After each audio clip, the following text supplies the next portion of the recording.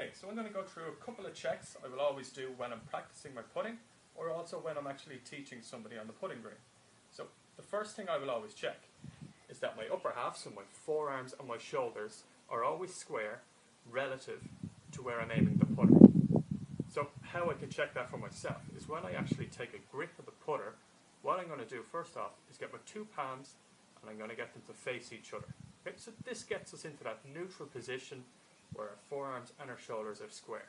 Okay, never wanting in a putting setup that my right arm might be a little bit higher than my left, or my left a little bit higher than my right, as this is going to alter the path that we can swing the putter on.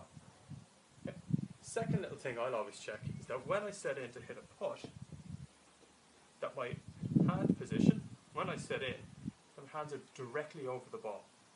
So if I drew a line down from my hands, you will see that they match over the ball and never actually behind the ball.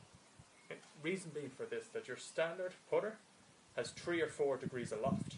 So if my hands are positioned behind the ball, when I hit it, what I'm actually doing is I'm actually chipping the ball a little bit, meaning it takes longer to get into a consistent roll and harder for it to actually start on our intended line.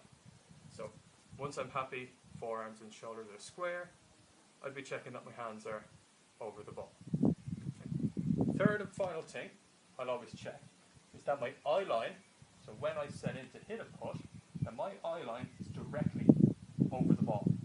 Okay. From here, if it is, this gives me the best chance of bringing that putter back and through on a straight line. Okay. If my eyes happen to be too far over the ball, this would encourage a slight out to in path. Or, like a normal shot, a long shot in golf, if my eyes were too far inside it, this would bring the putter too far into out.